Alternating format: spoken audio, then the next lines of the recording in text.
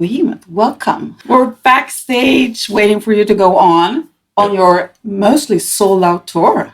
It's been amazing. Yeah, it's been great. That's the biggest tour we've ever done in Europe, I think. Yeah. And I mean, I'm following you on social media, and it seems like this is sold out and that's sold out. Yeah, most of the shows are sold out. Incredibly successful. It is. Fuck yeah. The band founded in 1991, and you joined in 2003. Yeah. I'm a new guy in the band. I only spent there 16 years. No, but Nergal started Behemoth when he was, 13, 14. So yeah, that was the beginning of the band. How did you start out with music? What were your early influences and? Well, I think my father got me into music, and he was the one to introduce me to Sabbath, Zeppelin, and that's what I started with. But then I think I'm mostly influenced by actually Scandinavian black metal music, and that's what I started with when I was playing instruments. Yeah, that was when I was a teenager. Bands such as Emperor, Immortal, Mayhem, yeah, that Norwegian black metal scene. Mm-hmm. And were there any like defining moments when this is what I have to do, this is what I gotta do?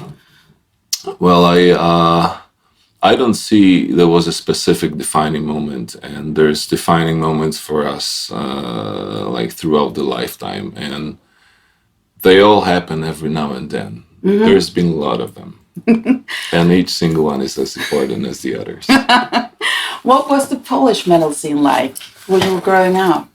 Well, we had Vader, and yeah, they're still going, but Polish metal scene was quite strong back in the days, and it still is. Just the bands changed. Yeah, we had quite a few festivals and a lot of metal shows back then in the 90s.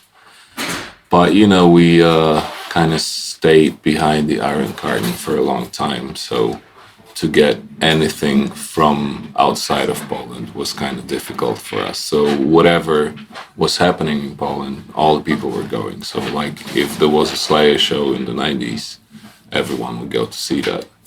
So which is kind of cool. It was awesome. Yeah, a little dangerous back then. Why is that? Yeah, it just was, So what bands were you in previously before joining Behemoth? I had my own band. It's called Vesania. We've done the last record, 2014. Mm-hmm. I also had a rock band called Black River. And this thing has been off for last 10 years. But we have just recorded an album. So that's going to go on again. We'll see. I have a really tight schedule with Behemoth. So no shit. Yeah. But yeah, it's just this two. I never was a fan of playing in 10 different bands at the same time. It's much better to stay focused on one thing. Mm-hmm. What kind of bands do you listen to now that gets you really excited, like out of the new bands coming in the genre and so on? Well, there's a lot of kinds of music that I listen to. I wouldn't say that I only specifically listen to metal music. So I've got enough of it when I'm on tours. So what do you listen to? Anything that might surprise your fans? I listen to a lot of electronics. Mm-hmm. A lot of synthesizer music, and that's what I also do for my own on in my, it's called a home studio. And yeah, a lot of rock bands, just whatever's happening now with the metal scene. I mean, I'm not a fan of every new direction of it, so the older I get, the more I dig into the oldies. Mm-hmm. And if it comes to rock and metal, it's mostly going backwards for me. Okay. I mean, I'm trying to stay familiar with whatever's happening now, but still I'm becoming a fan of the bands that my parents listened to mostly. Like old 70s hard rock. Yeah, and, definitely. Yeah, that was the best time for music up until the 90s. I Loved You at Your Darkest came out in October last year. And what was the vision for that album?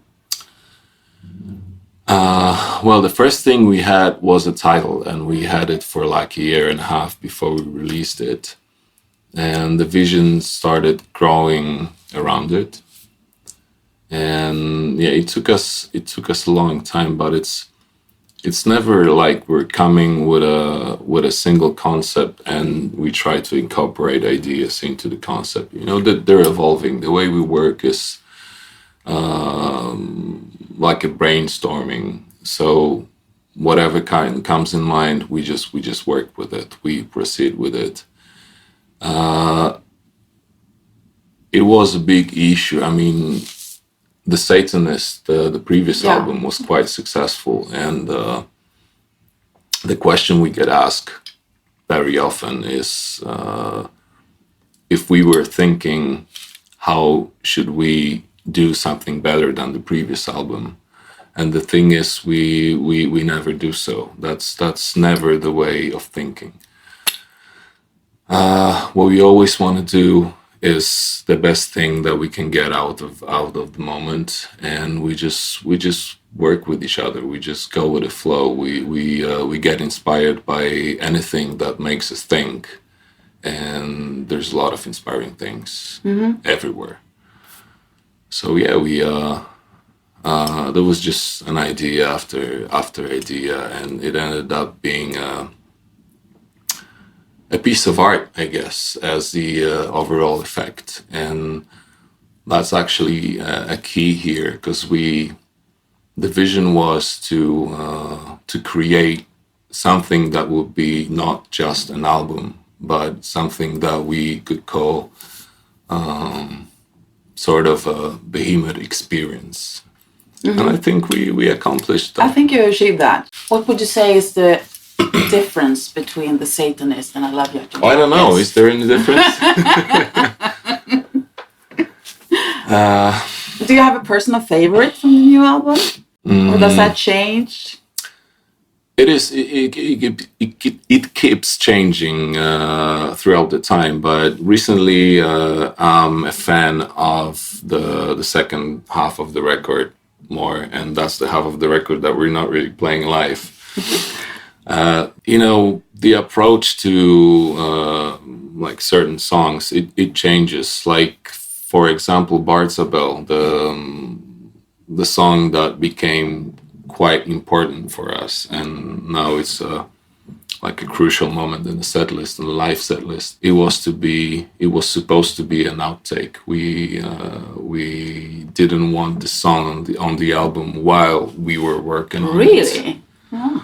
But then we just heard the final effect after all the mixing, all the vocals and everything. We're like, oh man, that's it. We're gonna make it something really important. So, you know, the approach changes. My very favorite from rehearsing and creating time was Wolves of Siberia, and that happened to be an opening song for the album. Oh, yeah.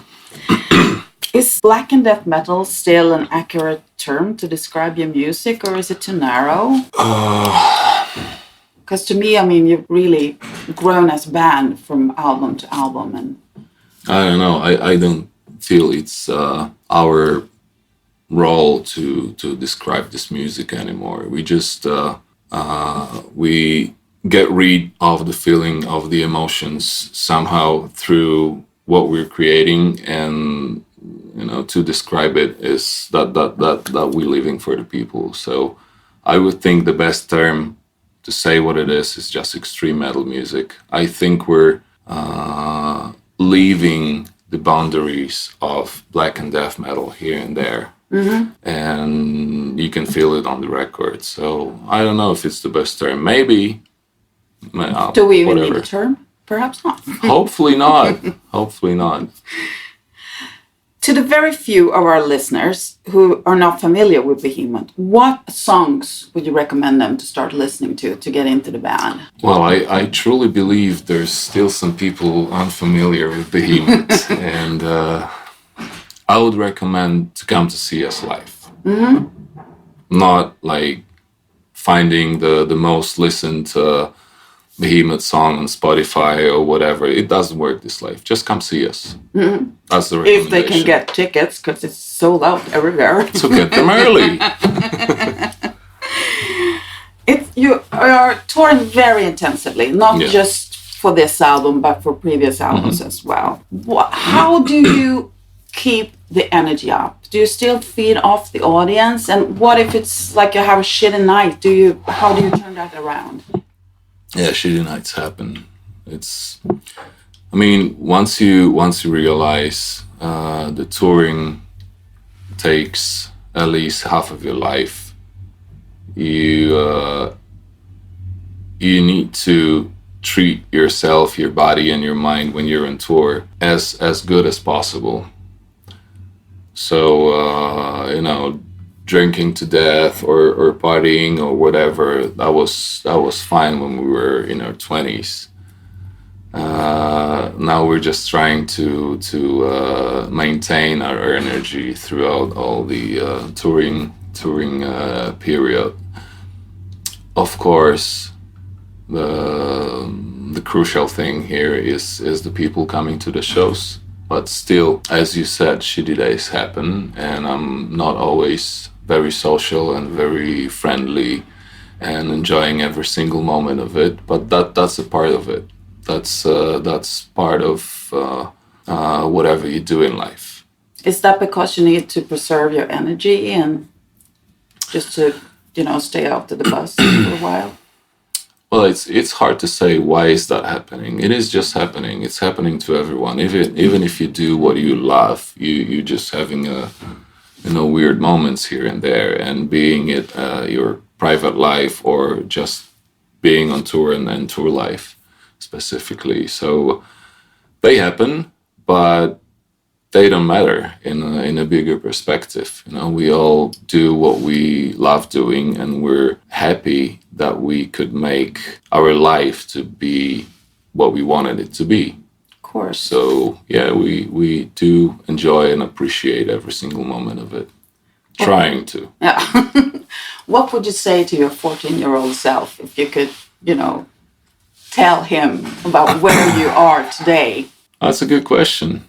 I would tell him, just it's not like you can do everything in your life. It is not possible. Life's too short, and your health is not gonna allow you to do everything you want to do. But if you stay focused on one thing and you do it well, and you do it from the depths of your heart, and you try hard, you're fucking gonna make it. Mm-hmm. So when you were a teenager, did you have people around you that really believed in your dreams and so on, or did you even do it yourself? I just wanted to play music when I was a kid, and I never thought back then that I'd be sharing a stage with the guys from the posters in my room, right? So I don't know.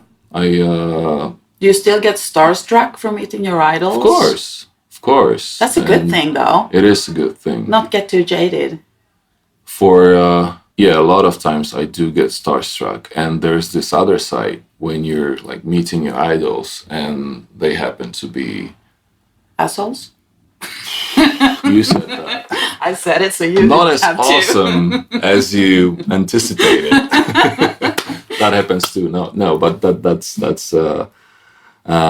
not a big part of it. So yeah, I do get starstruck. It's good to hear. Mm-hmm. Lastly, we have a question that we always ask in our interviews, and that's the cringe song. That's a song that would really surprise your fans. Does he like that? Does he listen to that? And that could be something from a childhood or even a commercial that just got stuck on your brain or whatever. What's your cringe song?